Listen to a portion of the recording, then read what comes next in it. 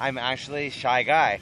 Okay. You wouldn't think so. You wouldn't think so. Because you're dancing naked every day. Exactly.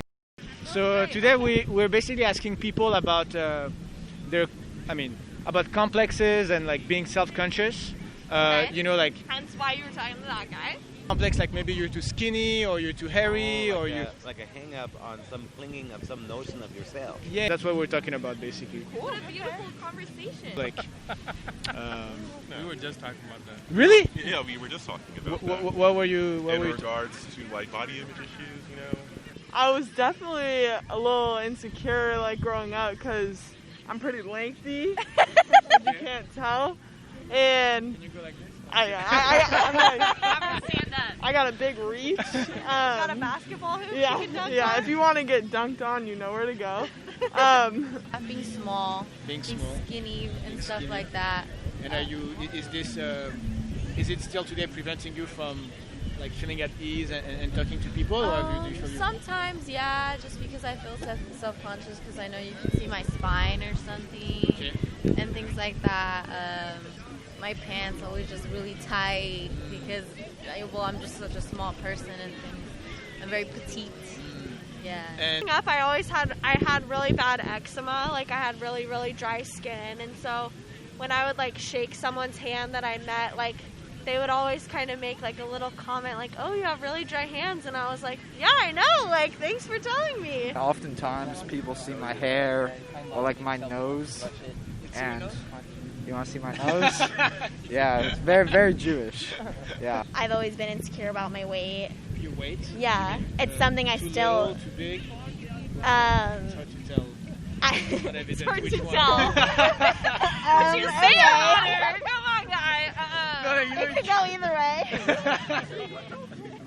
Too little, too big. no. Like I don't know.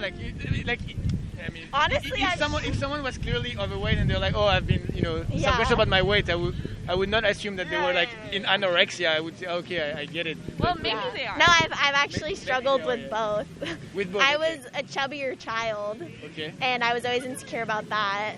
And then going into high school, I lost a bunch of weight because I was insecure about that. And then people accused me of being anorexic and having eating disorders. So then I was insecure about that. We were just talking about body image issues and the way that, the media makes men feel, Particularly like talking about how the conversation about beauty culture is like About really which culture? about a beauty culture and like how it affects women, but I think it affects everyone. I think for us, like the conversation's a bit more compacted because we're gay men and like My whole life has been wealthy or people who have been in the upper class, but at the same time, like, I've been through 3 divorces and like a lot of things where it's and my mom she was a model when she was 16, so like her whole thing is body image, and like me and my sister, like I can't be too skinny, she can't be too fat, and it's like the whole thing where it's just like nothing about personal and something that I was born with, but it's more about the way that I was brought up and the way that the way that my family has pushed me to be certain things, even though if I'm not, you know what I mean? And so, were you self-conscious? Were you like trying to like not be skinny? Like Yeah, and like that's what I've struggled. Like I've been super skinny my whole life, and at the same time, like that's one of the things where it's like I've always felt subconscious about it because in my family it's such a normal to be like try and be as like perfect as you can, even though it's just not a possibility. Like that's just the way that I've been brought up. you're gonna get the next Actually, the Nick guy would be good. He's been here for quite some time. Yeah. He's always here. And he got the most confidence more than anybody. Yeah. As young, yeah, I was very shy actually because I had not a chance to have normal mainstream American education or lifestyle because my father put me in the monastery in the Himalayas, and I have to wear monk robes, a Buddhist monk, a Dalai Lama style, from 4 years old until I was 16 years old. I just, didn't talk as much as a kid, but now older I got talking You now. didn't talk as much as you mean like to other people? You were not as social? I was social, but just on my own terms. Okay. But like, if you talk to me, I talk back. But now I'm just like quiet, pretty quiet for the most part. I have some maybe little hang-up still because I'm actually a shy guy. Okay. You wouldn't think so. You wouldn't think so. Because you're dancing naked every day. Exactly. But sometimes these outward things are a symbol of the insecurities of inside self. I see. What are you self-conscious about? darkest secrets. I don't know. I think I'm more self-conscious of doing well and the fear of like failure. I'm not necessarily self-conscious of my appearance. And that was more my concern when I was younger. Now I feel more pressure to be an adult and perform well and do well with my life and be successful. Whether that means making a lot of money or just accomplishing my dreams and my goals. I'm Jacob. Jacob Yeah, Rubin. Nice to meet you. Nice to Nice to meet you. Yeah, I've been like, I would say I'm a pretty self-conscious person. I think that it usually causes me to pretty like on guard, you know, like I'm always like kind of super aware of my surroundings. Like, do you notice a difference on days where you're like really self-conscious and on days where you kind of like forget about it? Yeah, on days where I'm really self-conscious, it throws off my whole day. Since when did you stop caring about your tallness? I think just realizing that there's like, it's just not worth like wasting your time like being insecure or like thinking about that, and like also just finding like good people to surround yourself with who like make you also feel like whatever you're insecure about doesn't matter. I guess I got a girlfriend. I've been dating for a while, and she's helped me out with that a little bit. You know, so it's like one of those things like, I mean, she can't think that I'm that bad of a person. We've been together for so long, it's so like she's you know, like rewriting your self-narrative. A little bit, yeah, definitely. It feels like that a little bit. Beautiful. So, yeah. Thank you for sharing. Of course. I'm the host of the show. Yeah, I can tell. Nice. Thank you so much.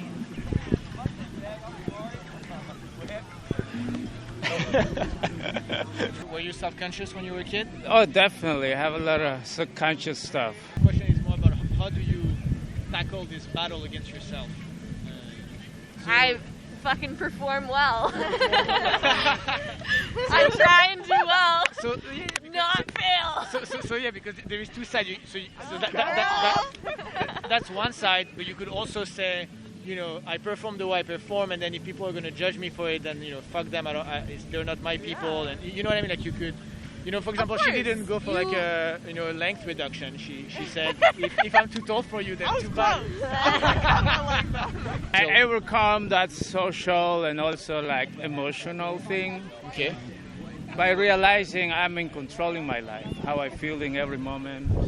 You know. What do you mean? Can you... Like you can change who you are here in the present moment. You don't have to live in the past.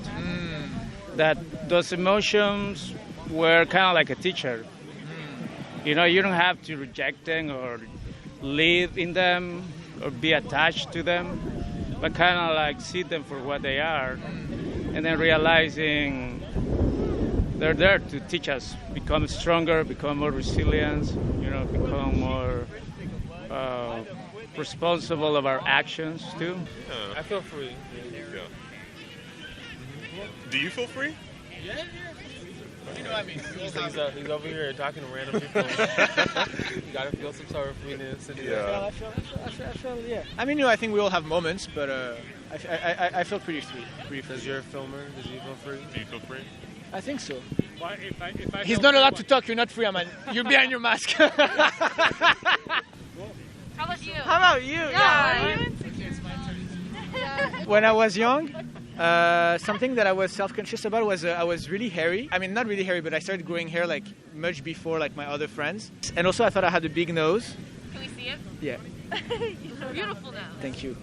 And an experience that marked me when I was young is, so I have a brother who was overweight, and he always suffered from being overweight. Like he suffered from it like a lot, and he was really self-conscious about it.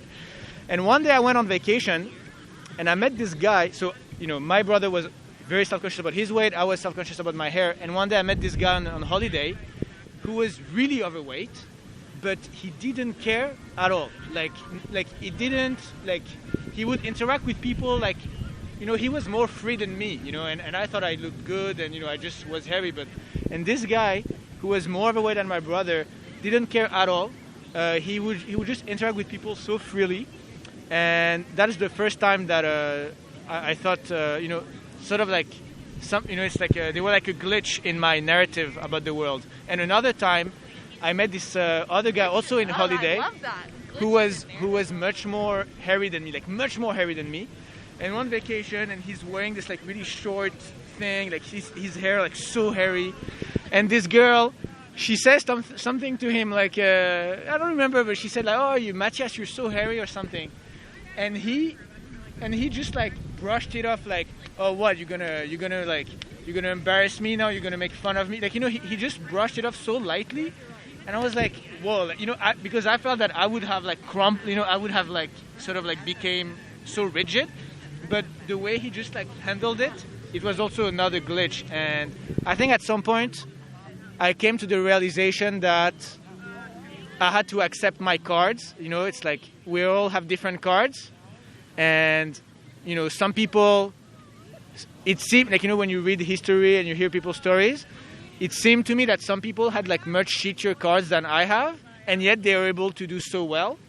So I thought, you know, it's fine. I just need to focus on, you know, my reality and like, I don't like this word, but like the game, like I have to focus on my hand and what I can do with it instead of like, oh, you know, I wish I was that, I wish I was that. Like that's not gonna help. And so maybe I should just forget about it and act as if it wasn't there, you know? Act as if became those okay, things. camera boy. All right, who wants to film? Okay, I'll film you. Like, how did you just start putting yourself into uncomfortable positions? Because I feel like that's kind of a hard thing to do, to just be like, oh, I'm just going to start doing all these things because I know I need to. Yeah, I think it happened because I knew I wanted connection. I knew I wanted to like hang out with people, spend time with people. But when I moved to this country, I didn't really have any friends. And so I didn't have a choice. Like I could either be by myself or force myself to be in those awkward situations and like be forced to make friends. And I knew I didn't like being alone. I didn't like being, you know, no one likes being alone. And so I didn't really have a choice. Cool. Yeah. And I want everyone to be happy and to be well. That was my dad's mission. That's still my mission. Everybody happy. Everybody well. People are desperate all the time. Yeah. And sometimes it like, you're fortunate enough that you were able to find that will in your own way, but a lot of people need a little push from someone else. Yeah. And when opportunities don't present themselves, that it's even more limited, and you feel like you're even more lost, and you feel like even more things are stacked against you. Because nobody's happy till we're all happy. Society, like, it's kind of hard not to like be self-conscious or like think low of yourself just because everyone's like go, go, go. And like with social media, you're just like always comparing yourself to others, and like just our society today has gotten like that. But I think when like people talk like this and realize that everyone's just human, a lot of good things can happen. How many subscribers do you have? Why are you Do lying? you? Oh. Like, let me see the shameless plug real quick. No, but also, but anyhow, Thank you so I much hope for everybody sharing your never story. have prison of too much hang up. Yeah, I hope and so too. ultimately be free. Yeah. I hope you enjoyed the video. Let me know your thoughts in the comments. You know, personally, what I got from those interviews is that it reminded me to not judge people. You know, I think that it's very easy to judge people, to put them into boxes, to put them into some stereotypes. But the problem is that when you do that, you sort of erase the nuances of their humanity. You know, everyone's fighting a battle against themselves the same way you do. And I think that this is fundamental to the way we relate to each other. Because if you don't relate to people, you're not going to be able to interact with them at ease. That's it for today. As always, I'd love to meet everyone who's watching my videos. So shoot me an email at ruben@socialanimal.us and we'll arrange a FaceTime. See you next time. Live long and prosper. May all beings be happy and may all beings be well forever.